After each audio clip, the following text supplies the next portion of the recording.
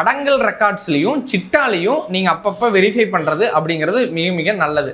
அதுக்கப்புறம் revenue department அப்படிங்கிற இடத்துலையும் நீங்கள் தாசில்தார் ஆஃபீஸ்லேயும் நீங்கள் போய் பீரியாடிக்கலி இது என் பேரில் தான் இருக்குதா இன்னும் அப்படிங்கிறத நீங்கள் செக் பண்ணிக்கணும். ஏன்னா சொத்து அப்படிங்கிறது அடுத்த தலைமுறை கொடுத்துட்டு போக மிகப்பெரிய அசட்டு. இன்றைக்கி ஒரு 20 வருஷம் 30 வருஷத்துக்கு முன்னாடி லேண்டு பெரிய வேல்யூ இருந்துச்சா அப்படின்னு கேட்டிங்கன்னா இருந்திருக்கலாம், அப்படிங்கிறது இல்லைன்னு எடுத்துக்கலாம். ஏன்னா இன்றைக்கி புதுசாக மால்ஸாக இருக்கட்டும், ஹாஸ்பிட்டல்ஸாக இருக்கட்டும், இல்லை கவர்மெண்ட் ஸ்கீம்ஸாக இருக்கட்டும் இன்ட்ரடியூஸ் ஆகிட்டே இருக்குது.